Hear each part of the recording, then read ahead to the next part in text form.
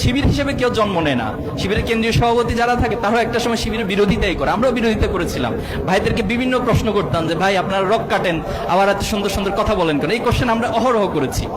তো পরবর্তীতে দেখেছি যে আসলে এই যে একটা মিথ, একটা প্রোপাগান্ডা, এটার সাথে বাস্তবতার কোনো মিল থাকতো না। যে বিষয়গুলো আমরা রাসূলুল্লাহ সাল্লাল্লাহু আলাইহি সাল্লামের ক্ষেত্রে দেখতাম, আল্লাহ রাসূলুল্লাহ সাল্লাম নিঃসন্দেহে আল্লাহর পক্ষ থেকে পাঠানো, শুধু আল্লাহর পক্ষ থেকে স্বীকৃতি নয়, বরং দুনিয়াবি যত একাডেমিশিয়ান ছিল, যে যেভাবে যত স্কলার ছিল, তারাও তাদের গবেষণা থেকে দেখিয়েছেন যে পৃথিবীতে মানবীয় জায়গা থেকে শ্রেষ্ঠতম স্থান দখল করে আছেন মুহাম্মদুর রাসূলুল্লাহ সাল্লাল্লাহু আলাইহি সাল্লাম। এটা শুধুমাত্র তার ব্যক্তির গুণাবলী নয়, একজন লিডারশিপের গুণাবলী, একজন ফ্যামিলির প্রধানের হিসেবে গুণাবলী, একজন তার নেতা হিসেবে অথবা সমাজ পরিচালক হিসেবে যত দিক রয়েছে সব দিক থেকে সেরা মানুষ হচ্ছে রাসূলুল্লাহ সাল্লাল্লাহু আলাইহি সাল্লাম। অথচ তুমি হিস্ট্রি পড়লে পাবা যে সে মুহাম্মদ রাসূলুল্লাহ সাল্লাল্লাহু আলাইহি সাল্লামকে সে সমাজে যারা জাহিলিয়াতের সমাজে ছিল তারা পাগল বলতো, নাউজুবিল্লাহ মিন যালিক। এরপর বলতো তিনি হলেন জাদুকর, তিনি হচ্ছেন বিভিন্ন ধরনের জাদু দিয়ে মানুষকে আকৃষ্ট করে, তিনি গণক, তিনি কবি।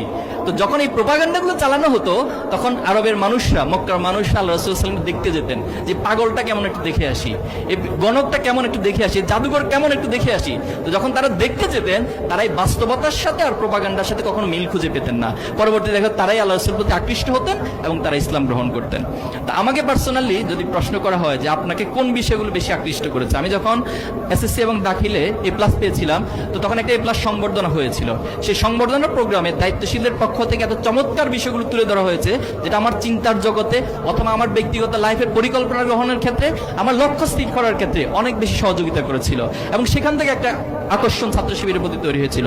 আরেকটা প্রোগ্রাম আছে ছাত্র শিবিরে, তোমরা হয়তো অনেকে জানবা, সব্বেদারি প্রোগ্রাম, এটাকে বলা হয় নৈশ ইবাদত। তো একদিন আমাকে দাওয়াত দেওয়া হলো, একটা মসজিদে গেলাম রাতের বেলায়, যাওয়ার পরে শুরুতে দার্স অর্থাৎ কোরআন থেকে আলোচনা হলো এবং শেষ রাতে আমাদেরকে অর্থাৎ মাঝখানে ঘুমাতে দেওয়া হলো, আবার ঘুম থেকে জাগিয়ে সবাই তাহাজ্জুদের নামাজ পড়ে দোয়া করলো। এই দোয়ার পয়েন্টে গিয়ে আমি একটু নতুন করে ছাত্র শিবির সম্পর্কে ভাবলাম। যিনি দোয়া করেছিলেন একজন দায়িত্বশীল, মানে এত বেশি কান্নাকাটি করে আল্লাহর কাছে দোয়া করা যায়, এত আবেগ নিয়ে আল্লাহর কাছে দোয়া করা যায়, আমার কাছে মনে হয় সেদিন আমি প্রথম দেখলাম। এবং সেখানে শুধু নিজের জন্য না, নিজের জন্য দোয়া করছেন, বাবা মায়ের জন্য দোয়া করছেন, সমাজের মানুষের জন্য দোয়া করছেন এবং লাস্টে একটা পয়েন্টে পেলাম তিনি দোয়া করতেছেন যে আল্লাহ, যারা আমাদের বিরোধিতা করে, যারা আমাদের শত্রুতা করে, তাদেরকে তুমি হেদায়েত নসিব করো, তাদেরকে তুমি বুঝার তৌফিক দান করো, আমরা তাদের কোনো ক্ষতি চাই না। এই যে বিষয়গুলো, এটা আমাকে অনেক বেশি অনুপ্রাণিত, অনেক বেশি আকর্ষিত করে।